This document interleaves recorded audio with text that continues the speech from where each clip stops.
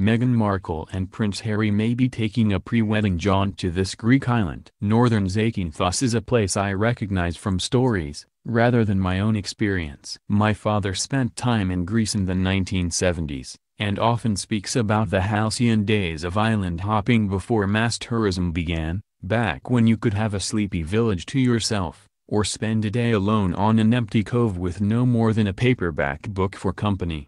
After frenetic summers spent in Mykonos, Corfu, and Crete, I was convinced this evocative version of Greece no longer existed. But to my delight I found it bang in the middle of the Ionian Sea, in the quiet seafront tavernas, vertiginous hill passes and villages of northern Zakynthos. Even as the southern part of the island grew into a party-hungry spotlight stealer, the untamed land in the north has remained refreshingly unchanged. Greece's best-kept secret. But it's a secret that is now well and truly out. Prince Harry and Meghan Markle are reportedly planning a jaunt around Zakynthos in early May, mere weeks before their Windsor Castle wedding, and royal watchers everywhere are frantically googling where exactly it is. After all, what could be better than a holiday in homage to the most buzzed-about duo of Buckingham Palace? Harry and Meghan will probably have the use of Granny's yacht, and will no doubt stop at nearby Corfu for the day to see the spot where Prince Philip was born. But according to the hotel that Kensington Palace has reportedly contacted, the happy couple will be visiting Zakynthos itself. This is an island famed for raucous all-night parties,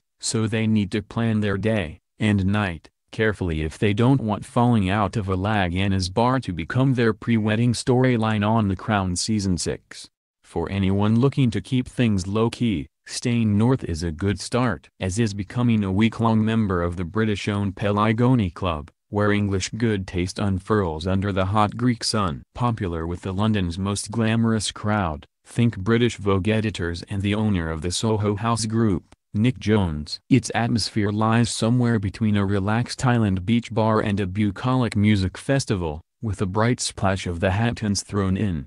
Guests rent a villa, try Villa Figari, or stay in an affiliated bed and breakfast, or indeed on a royal yacht, if they happen to have one, and become temporary members of the Pelargoni Club, where they can eat, drink and swim, or do yoga and life-drawing classes and perfect their windsurfing technique. Arriving at the club, I immediately felt like I had stepped onto the film set of Mamma Mia, thanks to the tanned English teenagers lining up to greet us, all of them fresh from boarding school and working at Pelargoni for the summer. Rosé in hand, I was sitting at the spacious bar within minutes, followed by an afternoon of reading on a sunbed set just above the deep blue Ionian Sea. Meals are eaten in the open-air, sea-facing restaurant. Think creamy tzatziki with warm bread and freshly caught fish cooked in ripe tomatoes. For an alternative seafront spot, stay at Nobilo's Boutique Hotel. Known for its comfortable rooms and delicious restaurants set right on the sandy beach, this is the ideal hotel for people who want to flop from table to sun, lounger to bed and back again.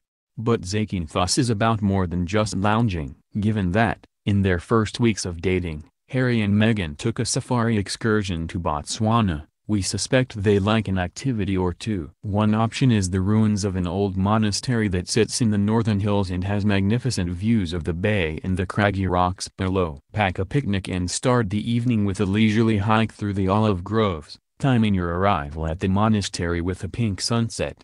No trip to Zakynthos would be complete without a glimpse of its world-famous shipwreck. Washed up on the golden sand of one of the island's most idyllic coves, its jagged sails and wooden decks look like a set piece from a Harrison Ford movie. Harry and Meghan can pop by on the yacht, but mere mortals should leave early and by boat in order to reach the beach before the sun is high.